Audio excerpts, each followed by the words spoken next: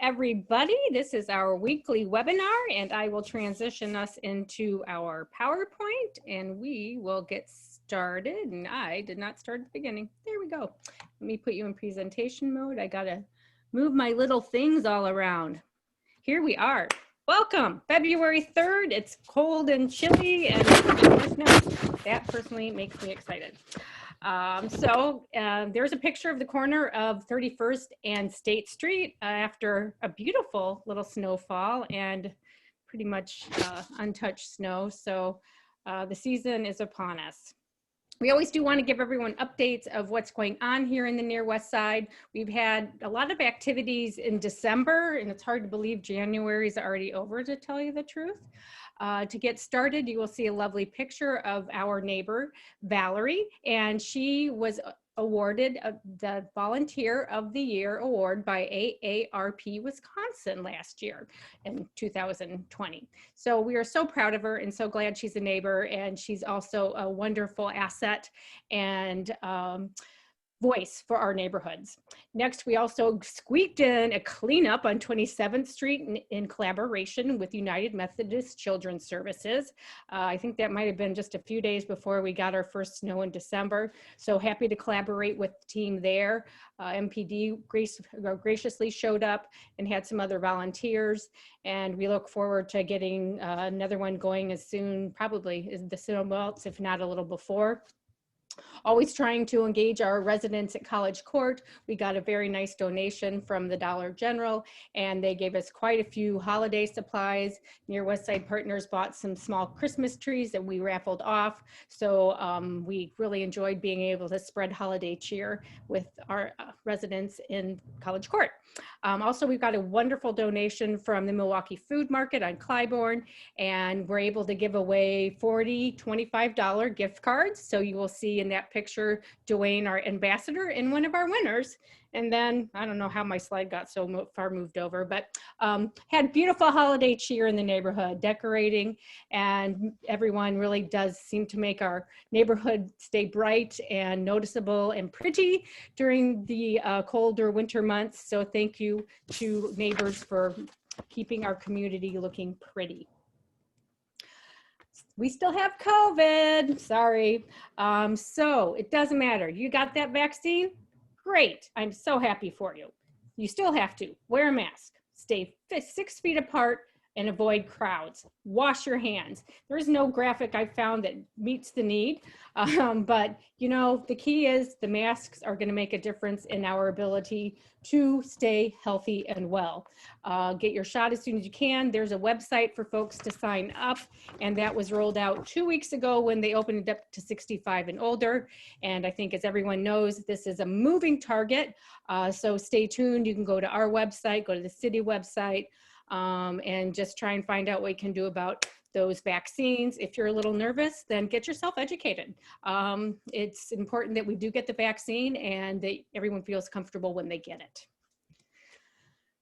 Snow, we saw that lovely picture before. Y'all can look outside and see the snow.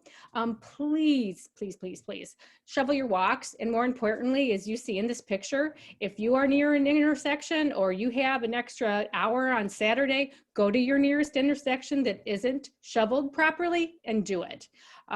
If you are a person that's outside that has to walk around, or maybe wants to walk around because they like to take a walk outdoors, having clear sidewalks is imperative. As we just touched upon, we have neighbors that are in a facility that does house disability, and so not everyone can get around with ease and walk through a little 6-inch path.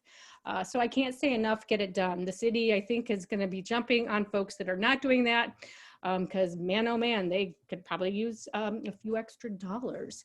And it's really, really, really important that we get out and make sure our sidewalks are clear. There are resources for folks that may not be able to do it. You can contact the city.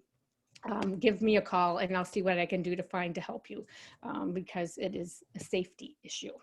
So there's my little PSA for the day, besides talking about COVID. So we are moving on to patient-centered outcome research for employees. Is a project that is in combination with some professors from the University of, or Marquette University and Near West Side Partners. We are recruiting employees in the Near West Side to be part of a panel to help understand how to have employees be part of the process of decision-making when it comes to healthcare and wellness in their organizations and actually in general. So any employee here in the Near West Side, please let me know if you would like to join our panel just once a month. And we will be going through August at this point, but we welcome any employee that would like to join us. And then we are on to this most exciting topic today. We have some artists here that will be sharing not only their art, but how they will be helping improve our Near West Side with some funding that we received through the HUD grant. So I am going to turn it over to my friend Anna. Anna, do you want to take slides or should I keep going? Thanks, Barb. Go ahead and keep the slides going. Okay. And go from there. So, great. So today we are talking about painting the Near West Side, which is our Choice Neighborhood Initiative action activity. It is one of 6 action activities that have been approved by HUD as a part of the Choice Neighborhood Initiative planning grants that Marquette University and Near West Side Partners were co-awarded back in the fall of 2018. So this is one of 6 community improvement projects that you'll see implemented during 2021. We found out just last week that we have approval from HUD to actually move forward with these projects, so we are very excited.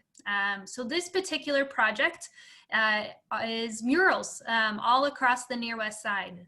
So with the funding we have from HUD, we will be supporting 8 murals across multiple corridors, including Valete, 27th, and Clybourne. We have a great group of artists that are going to be working on all of these murals, as well as some high school students at Milwaukee High School of the Arts. We're also supporting a mural that students have been interested in putting in. So we are very excited about these murals. And the artists that we are working with are all local artists that have been in Milwaukee for a while, or either been born and raised here as well. So we're excited about the art that they're going to bring to our commercial corridors.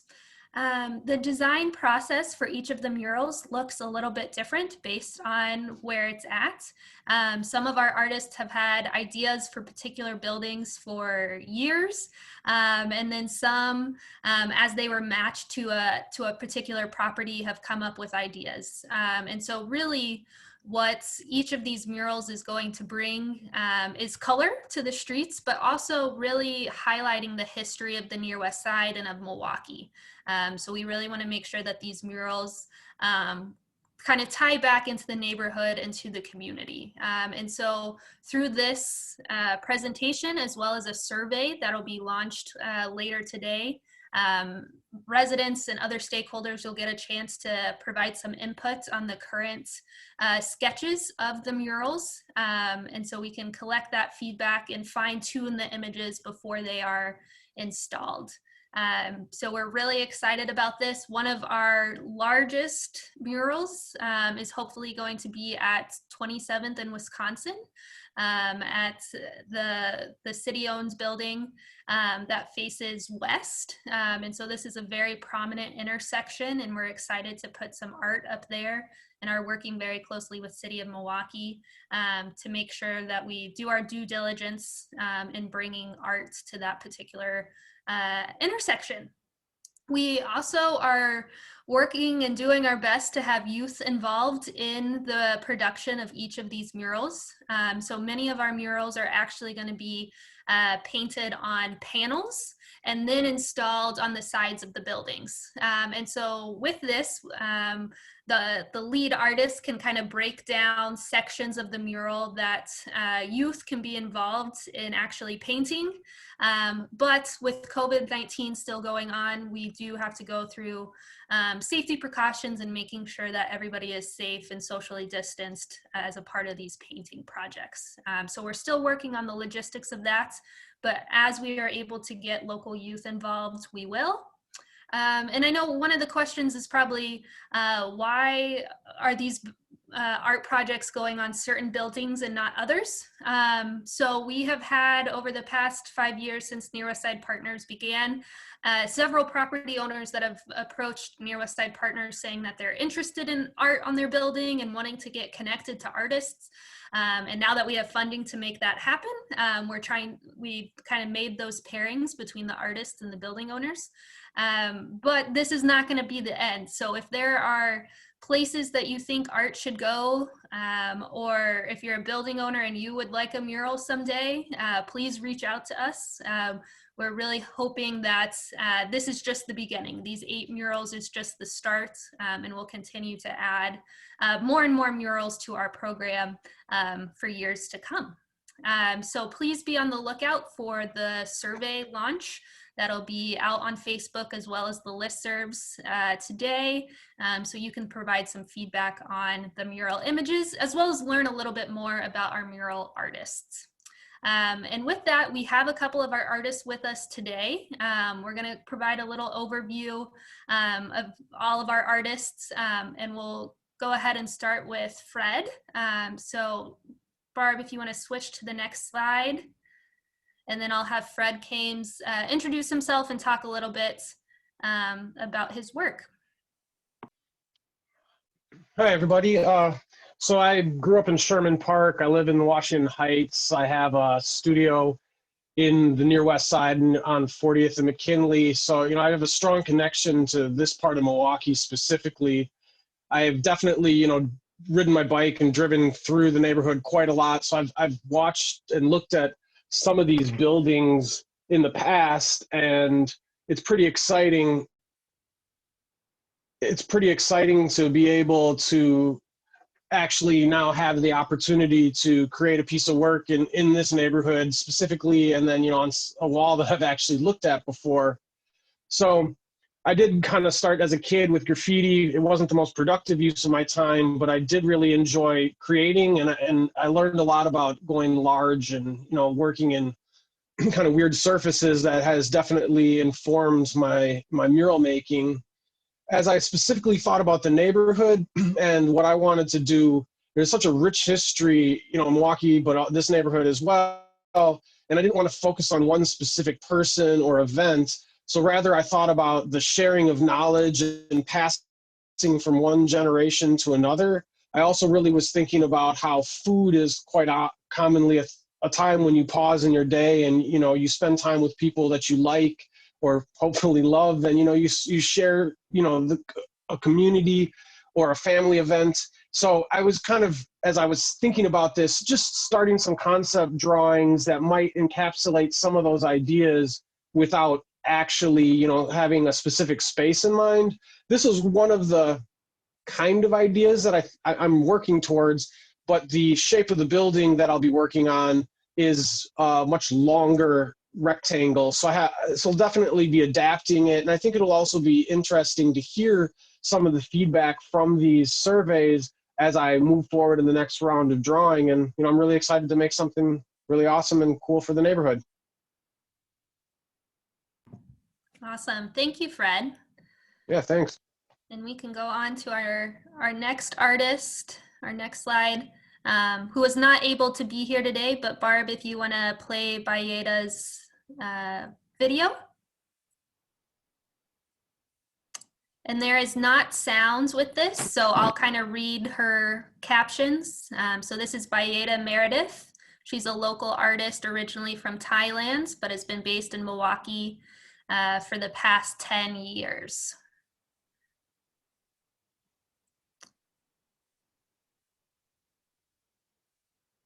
So she's been living and working in Milwaukee for over 10 years and has been lucky to paint murals in several different locations and had quite a few different art showings as well. The feedback has been very positive on her work and on her style, and it has helped her to keep moving forward.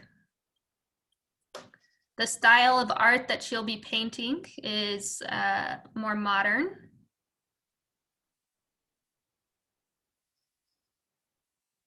and it's most likely to be considered in the pop art family.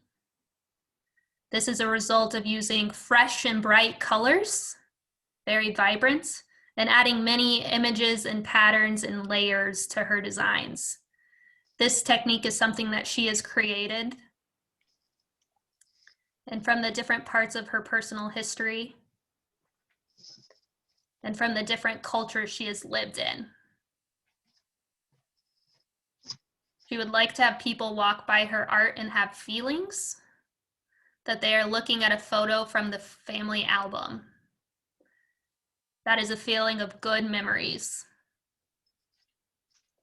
and thinking about family and friends and all the lovely things in this world that are available to everyone. All that stuff can get put into the wall because of money and power and stress in life.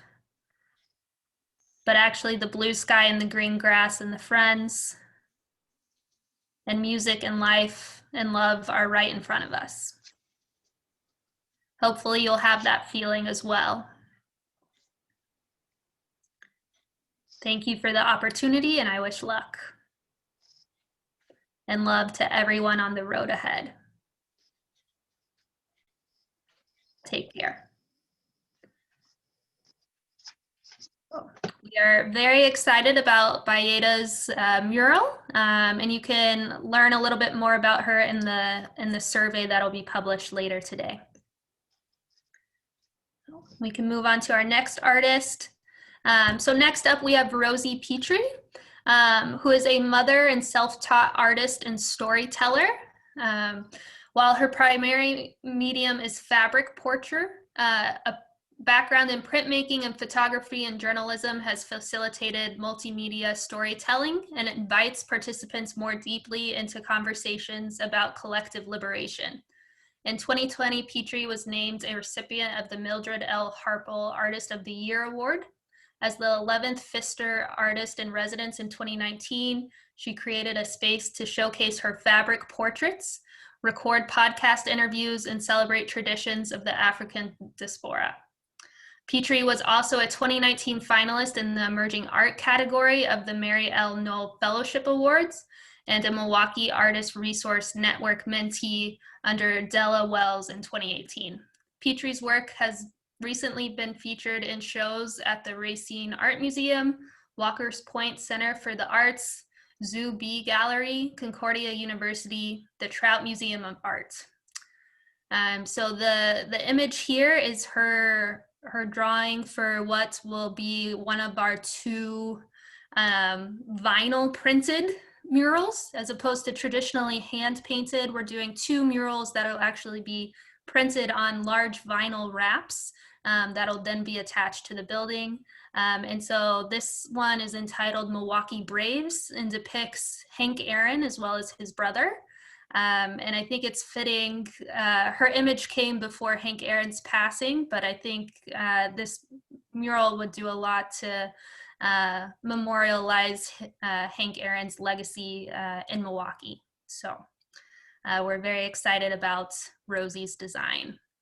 And then next up, we have Al Westbrook, who has a video we'll play now. Oh, Barb, if you'll unmute him, yeah. Okay, sorry. We may have to start that again quickly. That's okay. Yeah, if on the slide, there you go. Got it. Okay, I'll start again. Sorry, Al.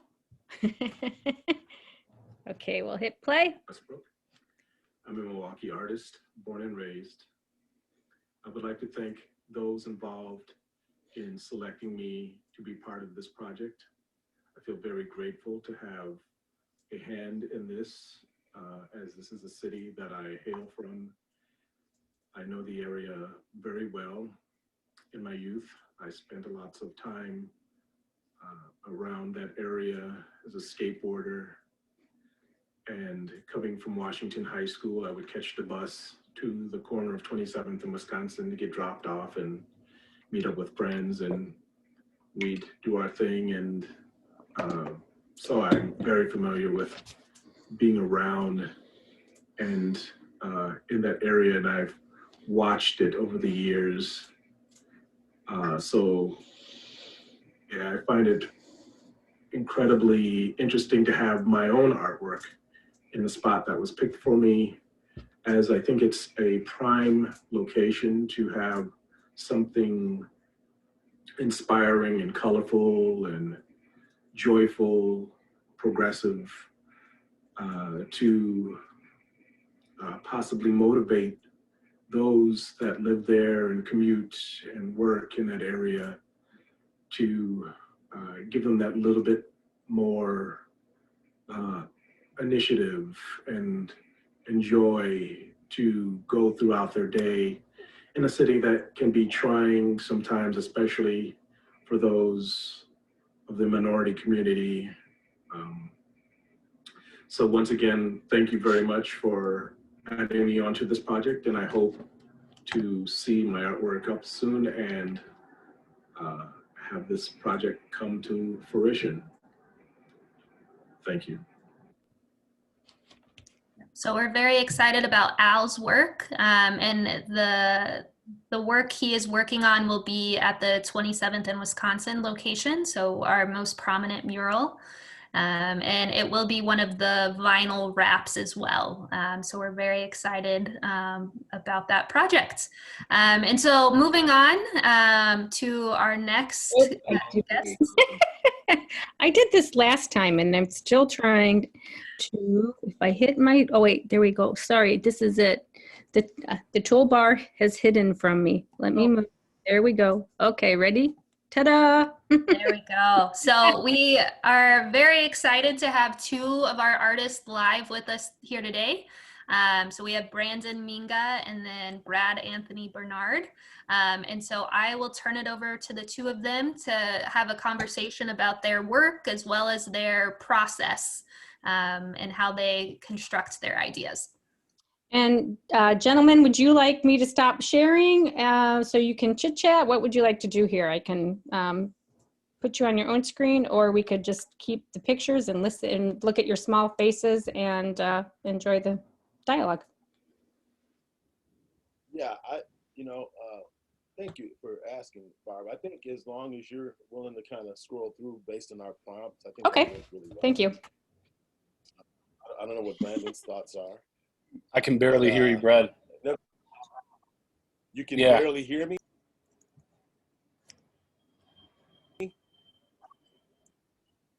Hold on one second. Let me see if I can.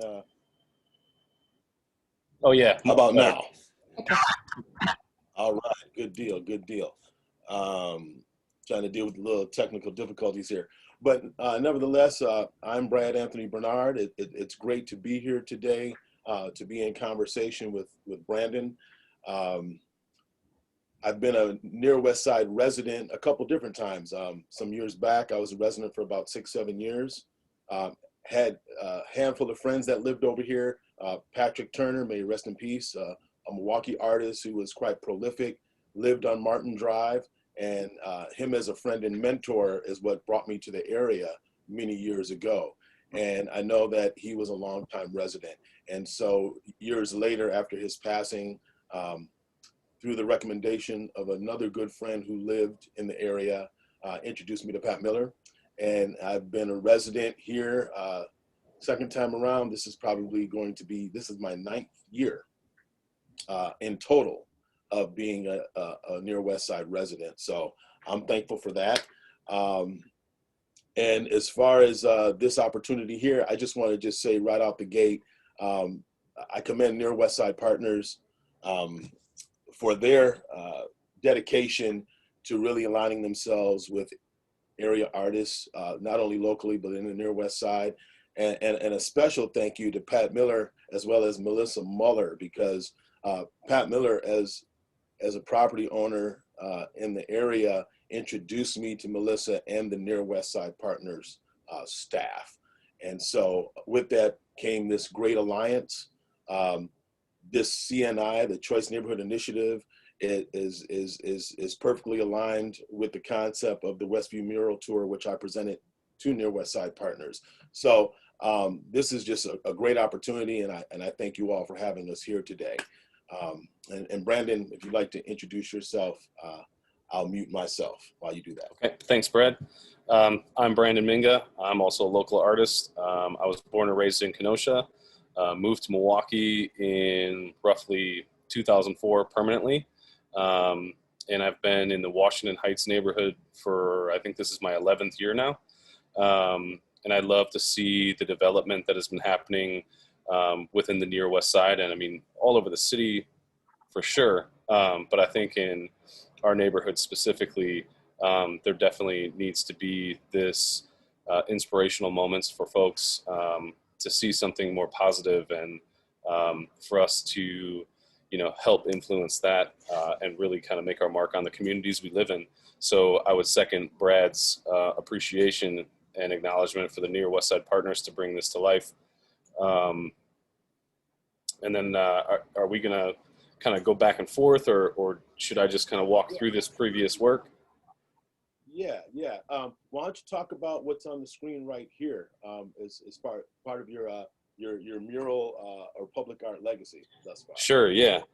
So I got a couple projects here. One is on the left there. It's called the Black Cat's Brewery. It's my 27-foot tall, 15-foot wide, multi-dimensional mixed media mural that's in the Black Cat Alley.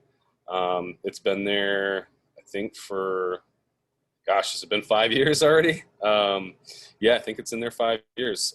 So it's holding up well. It's a wheat paste technique, but it's using exterior polyacrylic. So the paper is actually suspended in that poly, and that's how it's maintained its longevity there.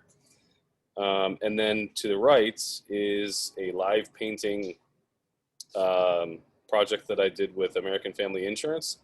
And so they hired me each of the 11 days of Summerfest, I want to say 3 years ago. And this is another mixed media cut paper and paint piece that I did while engaging with the public and signing limited edition posters that we also did. So that was a lot of fun interacting and creating art live for folks. But as well as, I mean, Summerfest is a great time. So being there every day, I got to see something new and in a different perspective. So that was cool. And Barb, you want to go to the next slide? And this is actually the concept that I put together for the Cold Spring building, or the neighborhood that I'll be putting this onto a building. So it actually kind of wraps around. So the horses on the right side and that map sort of wrap around the right side of the building. So when I looked back in history about the development of the Cold Spring neighborhood, there was actually Cold Spring Park. And that park was known for its horse racing. I had no idea that there was horse racing in Milwaukee, let alone so close to me. So I just found that really interesting. And then they hosted carnivals and other public gatherings. So I just thought I would kind of highlight that and make it, have that carnival feel and some bright colors, and yet a hint back to that vintage era with those fonts and some of that vintage imagery. Now, let me ask you this, Brandon. Are you planning on having any of that poly? What is that material called that you did in Black Cat Alley? Yeah, I keep calling it like a wheat paste technique for lack of better. I should probably just like coin my own like little word for it. But it's a polyacrylic that I take prints and basically wallpaper them with it. So yeah, I think the cityscape in the bottom, with the Near West Side partners being able to see downtown from many different points of view, I kind of like that idea where the city is small in the background there. And then I'll likely have other portions of that'll be of that same process. And I'm kind of hoping to get some dimensional elements in there, just like my Black Cat Alley. So I'll kind of take maybe some of those flowers or some of those harness race carts for those horses and maybe pop those off. just for some added interest, and I kind of like doing that. So Now, let me ask you this. I've got a tool called a RotoZip that basically can cut jigsaw puzzle pieces out of like masonite, right? oh, okay. How do you go about cutting your dimensional shapes and then suspending them to the surface of the walls? Yeah, it depends on the complexity. I have access to a CNC machine. So if it's super complicated, I'll program it and send it over across the street from my studio. Otherwise, I'll just use a drill and a jigsaw and go old school. Yeah. And then as far as getting them to stay on the building, there either will be multiple layers of plywood, or there'll be 2x4s that are tap conned in, and then I fix the pieces to those. Wow, great. And now something else I want to ask too. And we kind of got into a little conversation about this earlier this week, but based on your process, what kind of sensibility does that offer as far as condition of the building, when tuck pointing is needed, or even if it's a piece of historic architecture? You want to speak to that a little bit? Yeah, and I think with most of us that are doing these murals, we're working on panels inside our studios or in different spaces. I think that allows for little to no intrusion on those surfaces, or even less repair on our end, so we can kind of mask a lot of that and not, destroy or put holes in as many holes into a historic building. And it also makes it easy to take panels down and do repairs if there's necessary repairs or things like that. So yeah, I mean, I've come to really like working on panels. Really sort of gives me an accelerated timeline for that matter, because I don't have to worry about weather. I can listen to my own music. Well, and it's an interesting thing because there was some rhetoric going around.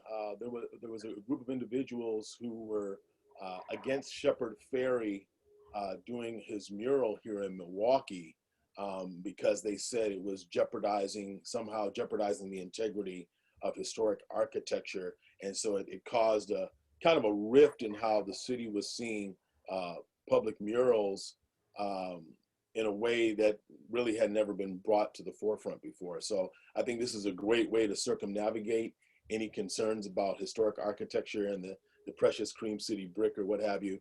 And also to your point, with the efficiency of working this way, I know for me, especially working with area youth, whether they be high school or college student, on many mural sites, if you're working with public youth, if anyone's over 5 feet off the ground for any reason, there needs to be extensive insurance put into place.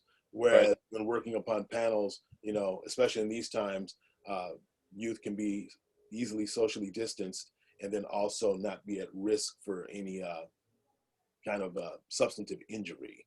So I think those are things that are definitely working on our behalf. But I'll be talking to you in the future about maybe getting some assistance with making some dimensional elements and some of my future work. I really love how that work looks in Black Cat Alley. Oh, thanks. Yeah, no, I'd love to collaborate for sure. Let's see, I will bring us forward one more. Sorry, I'm hitting buttons. I think I have one more here. Oh, and then we're on to Brad Anthony Bernard. Yeah, this is actually perfect because this is my favorite piece that you've got here. Yeah.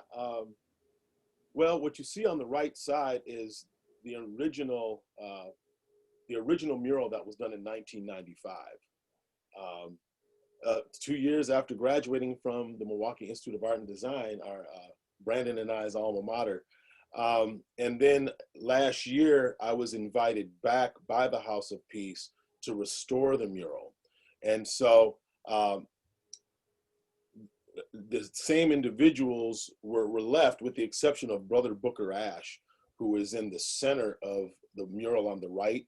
I ended up putting his image on the Walnut Street side mural. This is one of 2 murals I did for the House of Peace.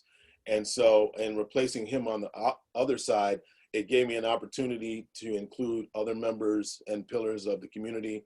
So starting from left to right, we have Dr. James Cameron, the founder of America's Black Holocaust Museum, who was originally in the original layout, but what you can see is I've just used a different reference of picture, but left his hands in the same gesture holding the same African staff cane there. And then we have Michael McGee, who was head of the Commandos and also was head of the Black Panther chapter here in Milwaukee, and also served as an alderman. He and Tejumola Olabongi, who is a well-known griot storyteller, musician, sculptor, all-around artist, Renaissance man, who still yet dwells among us. But at the time when the mural was originally done, they had a radio show on WNOB called The Word Warriors. And so that represents them as in the era before podcasts, they had a very highly rated radio show, talk radio. And then to the right of them at the top, you have the founder of Kofi Dance Company, Fern Culker, and just an image of her. Kofi is one of the oldest, longest running African-American run performing arts organizations in the city of Milwaukee. Below her, I have Kwabena Antoine Nixon and Muhib Dyer. My Brother's Keeper initiative, they have worked extensively throughout Milwaukee public schools and different initiatives of helping youth deal with violence, gun violence and trauma, especially when it's dealing with friends and family of those who have been slain due to gun violence. And they also have their calendar promotion that they do each year. And so they've been very substantive in their efforts in dealing with gun violence and also helping the healing of the youth in the community in relationship to that violence. And then of course, next to them, Wisconsin's rightly named poet laureate, we have Dasha Kelly. And then to the right of her, Cynthia Pitts, who was one of the former executive directors of the now defunct Milwaukee Inner City Arts Council, which was located on 7th and North. And the mural by Reynaldo Hernandez still exists on that building and was recently restored. To the right of her at the top, Miss Radonna Rogers, may she rest in peace, an influential and inspiring force in terms of getting youth to understand the power of entrepreneurism. And she worked tirelessly for years with her entrepreneurism initiatives. And then above her to the right is the founder of the Child Development Center. It's the old school is located on like, I think it's like 25th and Valete, but The COA? No. Carter is her name.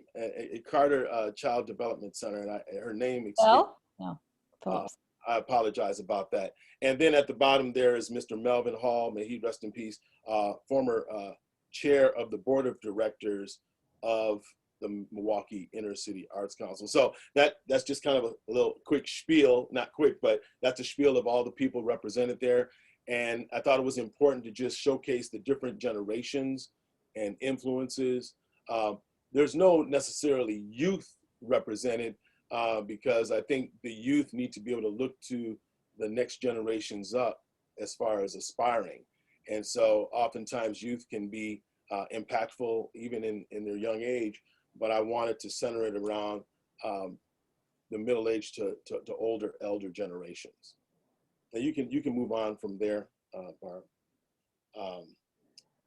So Brandon and I talked about this quite a bit, and I really like how you did the research on the Cold Spring neighborhood, Brandon. I think that's significant And it's great that you learn something new in that research process, because it offers opportunity for it to be an educational experience for anyone who gazes upon the work. So this is an example here of one of 4 different mural panels that I painted while teaching at Mount Mary University. And so, you know, just to throw a little curveball in, you know, as an artist, I believe in history and culture, period. Are my convictions rooted in my Blackness? Absolutely. But I can paint white people too. So the fact of the matter is, what you see there is just an example of one of the panels executing the history of how Mount Mary came into being. I can't recall names, but I do know that the clergy that's represented is Cardinal Stritch, who in fact the institution was named after. And also in my researching of Mount Mary's history, it was brought to my attention that Marquette University basically fronted the money to Mount Mary, the School Sisters of Notre Dame, to break ground for the campus of Mount Mary. And really, Marquette wanted Mount Mary to be like almost like a junior campus of theirs. But the School Sisters of Notre Dame, and their convictions and in their integrity, I think they eventually they may have ended up paying Marquette back, but they wanted to remain their own individual, separate entity. So there's some explanation behind that. And I'm running my mouth, Brandon. If you got any questions for me that you might want to throw in or something, that'll be fine. Yeah, definitely. I did want to mention or have you talk a little about being an educator and how your work impacts and influences you, you know, as an artist and an educator. Well, you know, I'm definitely a firm believer of the motto, practice what you preach. And one thing about MyEd, it definitely prepared us on the how, right? But it was up to us to figure out the why. And so I think within identifying that why, it makes me a more impactful educator, because I like to think of myself as an artist who teaches. And I stand firm on that, because oftentimes I think being an educator, the energy that it demands and the time that it demands can often leave you drained, where you've given all you've got creatively to your students, and you have very little left for self, right? And so I'm in a unique situation where I'm not married, I don't have children, I don't have a wife, so I have the time to invest in executing my creative endeavor as an artist. And kudos to individuals who do have families who are able to still maintain their creative endeavor. But I think more so for me, it's just about setting the example of what can happen outside of being an educator. Because when teaching students about art and how to do art, they need to know there's more that can be done than just teaching art. And so that's a lot of my philosophy on that. Yeah, I mean, and that's, all those points are super important. The why, and making sure that you know, folks understand what's happening outside of education, for sure. And then do you want to talk a little bit about your process as well? You know, I see, you know, you're doing this 10-foot by 56-foot mural. That's sizable, right? Mm-hmm. You know, did you do that on panels, or is that directly in the building? Absolutely. And, you know, the Career Youth Development Center, founded by,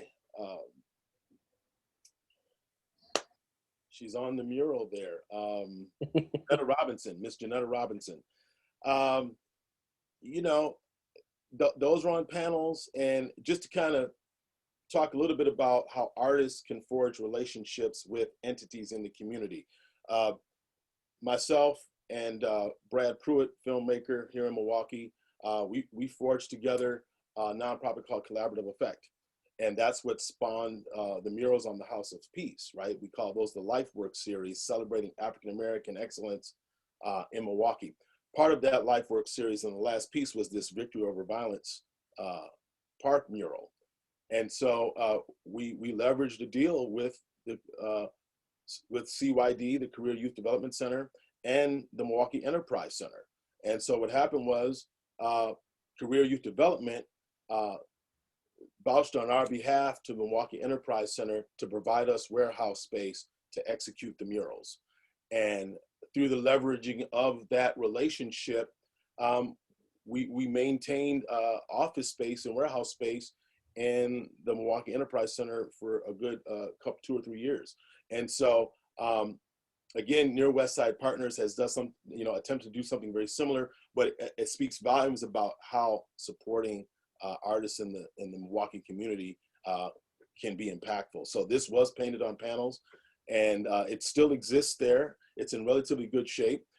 It does need repair, but the building right now is vacant.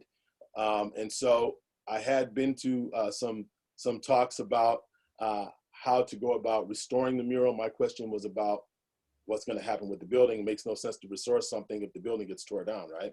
Sure. So now, I've entertained the idea of, dismantling the panels and having them freestanding, similar to the murals that are across the street from Hope School in the Harambe area.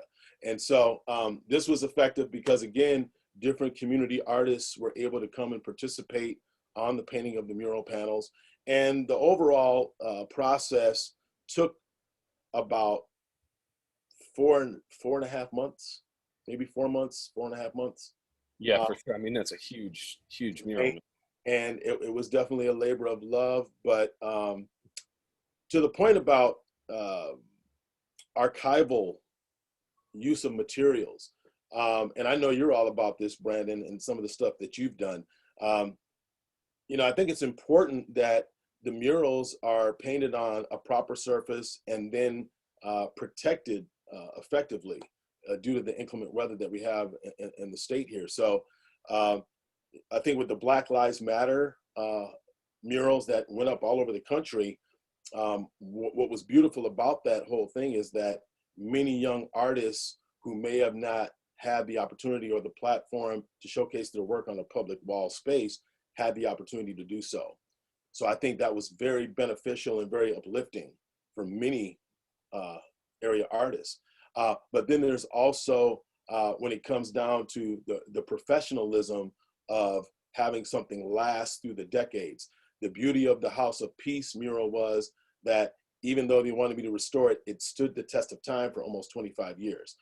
This mural we're looking at right here has stood the test of time for almost 25 years and was also featured in the Walls of Heritage, Walls of Pride publication by Robin Dunitz through Pomegranate Books that showcases African-American murals across the urban landscape of America. Awesome. So then can you speak to, when you're talking about the longevity, I mean, I guess twofold question here. When you're speaking about, what kind of paints are you using? And then also, I love your choice in color palette. Can you kind of talk about that? Yeah, well, a mentor, a longtime mentor friend who has since passed on, Mr. George Gist, was a very firm believer in using one-shot enamel paint for his murals. And so I'm against that because, again, when working with youth, I don't want to have to be bothered with solvents or anything of that kind. But quality exterior latex, acrylic, I'm a firm believer in that. If the surface is treated properly, and then once the mural is done, if it is properly coated, I use deck sealer, Thompson's water seal, boat deck sealer, and and that's what I've coated. I do not use polyurethane because polyurethane yellows over time, and as far as it being archival, it really protects the integrity of the mural. The CYD mural, the Victory Over Violence mural, it was done in '97, and the colors have faded, and there's very minimal peeling anywhere. You know what I mean? And so I think it's important that the conservation and the archival quality of murals needs to be heavily taken into consideration. What happens too often is the surface of a wall can be afforded a mural, but then if there's no budget connected to providing materials to paint it on the panels, then the artist is left beholden to painting on the surface of the wall. If there is in fact oil-based enamel paint on the outer exterior wall of a building, and then they go and coat that with Kills primer and paint acrylic on top of it, it will peel to the raw brick. And so that's what's happening with a number of murals already that were recently done in recent years here. And so one thing I'm proud of is I may not have the abundance of murals that some different artists have in the city, but the ones I do have are standing the test of time. Yeah, that's awesome. You know, and to speak on these right here, these are my initial layouts for the Pete's Pops building off of, I believe that's like 20, or no, that's like 38 and Valita, if I'm not mistaken. Is that correct? It's 37th and Valete. Oh, 37th and Valete. So to the left is one design I had put together. Frederick Olmsted is the gentleman with the beard there who's thinking about all the wonders of Washington Park, but he is the urban planner designer of Washington Park as well as Central Park. And to my knowledge, there was a large Black community that lived where Central Park was placed. Now, that being said, a number of people were displaced, right? But Frederick Olmsted himself was an abolitionist. He was a spy for the Union Army prior to the start of the Civil War, and himself was a soldier. And then also the way he laid out Washington Park with entrances from 3 to 4 different sides, he wanted people from all sides of the settlement area to be able to have access into the park. He's got a number of writings on his abolitionist theories, and really was about humanity and not about bigotry in any capacity. So I just wanted to pay homage to him and the philosophy behind what inspired Washington Park's layout. And then of course you see in his thought bubble there, it's got the band shell. And then, and this is just a schematic. There may have been other elements included, but what you see is a map of the Washington Park Zoo. And then you also see a horse-drawn carriage that is riding through the park. So it's kind of a transition of time of how that land itself has been transitioned from being a riding, walking park to also being a zoo at one time, and then to also being a great location for live music. And then the next one to the right that you see there, and this is what had me responding to yours, Fred, is basically all the hands of the community make up what we know as America, right? And so there's a number of different, I guess, complexions, skin tones, different ways of celebrating community. So you have people toasting up a beer, someone toasting up a wine, someone toasting up a hot coffee, someone's offering their hammer to build, someone's offering their hand with a paintbrush to paint the art. We even have someone holding a fresh green pepper, right, representing the produce that comes out of the farmer's market. So I thought this would be yet another clever way of representing community and showing the diversity of community while showing the unity under the banner flag. And so there's my spiel on those images. So Brandon, what are your thoughts moving forward with these projects? Do you think this is going to set a new renaissance into motion for the city? Do you think this is going to up the ante on quality? What are your thoughts? Yeah, I definitely think so, and especially when you're speaking to the fact that you've got your murals that have been up for 25 years or 20 years, that's pretty incredible. Because, like as you were saying, some of the newer stuff is coming off the wall already. And I also think, in terms of content, you're definitely tipping the scale on cultural relevance and importance, making nods to history and things like that. I think there is an overall, and there's been a creative renaissance happening all over the city, but it's really great to see it start happening in areas like the Near West Side Partners, I'd like to see more of these murals and creative opportunities in other areas, you know, for, you know, as we do this. So I assume, you know, this is just going to continue to grow and spark more things. Yes, yes. And again, another shout out to Near West Side Partners, because the entities represented through Near West Side Partners is history in themselves. And that is just rich subject matter that is destined to be represented in whatever can happen through these initiatives on the Near West Side, or whatever HUD can provide through the Choice Neighborhood initiatives over and over again, hopefully. So I think it's going to be impactful. And I think we also have a rare opportunity to step in the gap where education falls short. Education was already falling short before COVID. Now public education has been decimated due to COVID. So we as storytellers, artists, and muralists, we have a rare opportunity to educate and inspire through the work we do, and also offer something that may not be taught in the classroom. For sure. Yeah, and I would definitely, I'm going to have to hit you up and talk to you about getting more youth involved in this mural, as well as some of the other things that I have going on in my shop. I would definitely like to have more outreach. Yeah, you know what? And to that point, I did execute a Black Lives Matter mural last summer, and I don't think that was included on the PowerPoint, but it was a collaboration between MyAd and Milwaukee Lutheran High School. So at about maybe 10 to a dozen Milwaukee Lutheran High School students, and then about 6 MyAd students. And that was an effective, I mean, to execute a 12-foot by 30-foot mural in a week, that put it down. So That's pretty serious.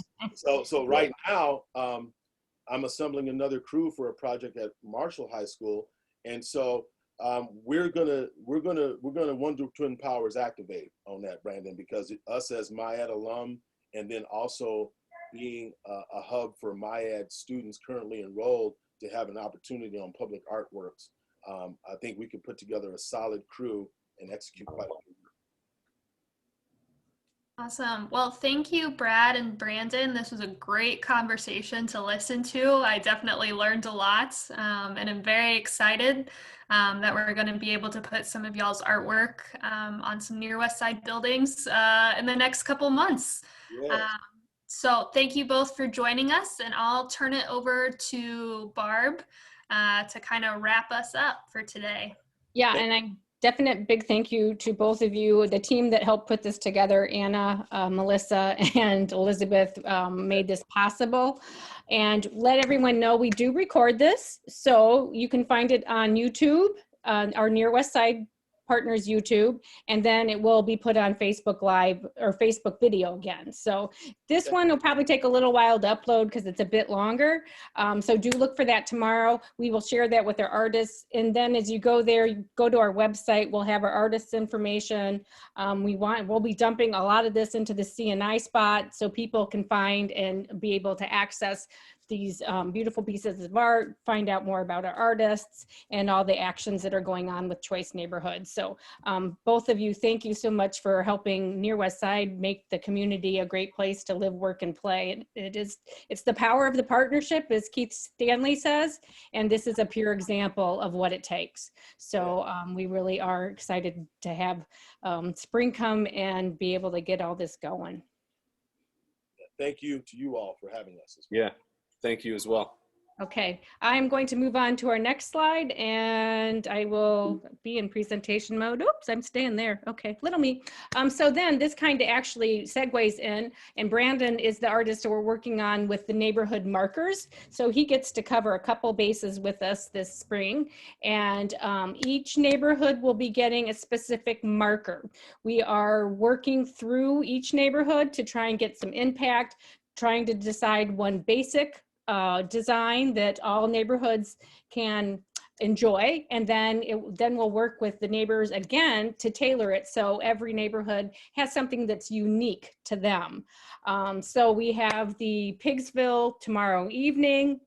Merrill Park next Monday, Martin Drive Tuesday, Historic Concordia Thursday, and Cold Spring Park Saturday. And then we'll do another webinar again on the 17th for Avenues West, which you'll pretty much get a culmination of that and be able to weigh in a little bit.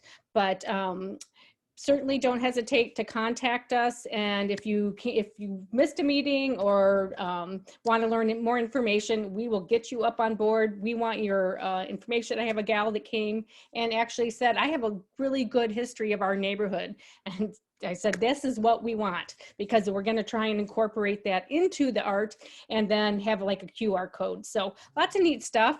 So stay in touch with us. You can get hold of me for the Zoom link if you would like to join any of those specifically, if you can't make your specific neighborhood, because we're inclusive.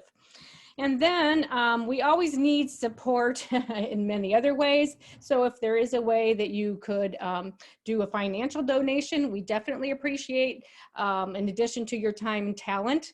And the other little easy way is Amazon Smiles. If you go to Amazon Smile, there you can put our name in, and then we'll get a little, I think 5% of your sale. But you know, everything, like all this goes, one little step makes a difference. And if we all made a little step, it would all just be different. So do know that we are always looking for other support than time and talent. And then any questions? I don't know that we got any in the chats. Did we get any questions? And that's why I kept losing, or I kept switching. So I'm going to say no. So if you do, you know where to find us. And I have that on the next slide. And oops, next week's flyer, I forgot to put it in. Next week is going to be about a conference coming up.